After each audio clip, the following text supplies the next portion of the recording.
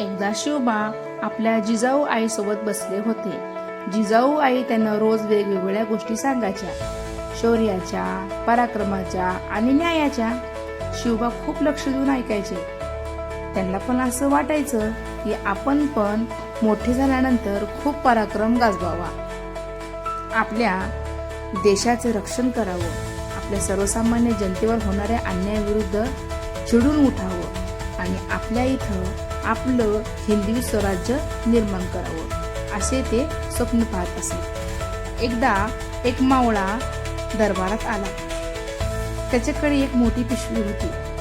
जिजाऊ आईसाहेबांनी त्यांना विचारलं, काय आणलं पिशवीत? ते हसले आणि म्हणाले, आईसाहेब, मी खास आपल्या शुभांसाठी लाडू आणले आहेत. ते लाडू खाऊन शुभा मोठे होतील आणि आपल्या स्वराज्याचे रक्षण करतील. शुभांना लाडू खूप आवडायचे. त्याने डोळे मिटून एक लाडू खाल्ला. लाडू खूप चविष्ट होता. मग शुभाने एक आश्चर्याची गोष्ट केली. त्यांनी तो दुसरा लाडू स्वतः न खाता आपल्या मावळ्यांना दिला. मावळ्यांनो, हा लाडू तुम्ही पण खा. आपण सगळे मिळूनच स्वराज्य उभं करणार आहोत. तुम्ही ताकदवान असाल तरच मी माझं काम करू शकेन, शुभा म्हणाले. जिजाऊ आई आणि बाजीप्रभू शुभांकडे कौतुकाने पाहू लागले.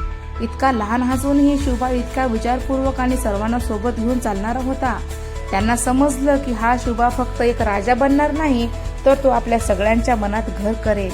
या गोष्टीतून शुभाचं प्रेम, त्याग आणि आपल्या माणसांना सोबत घेऊन चालण्याची वृत्ती दिसून येते. मोठे झाल्यावर याच गुणामुळे ते छत्रपती शिवाजी महाराज झाले. धन्यवाद.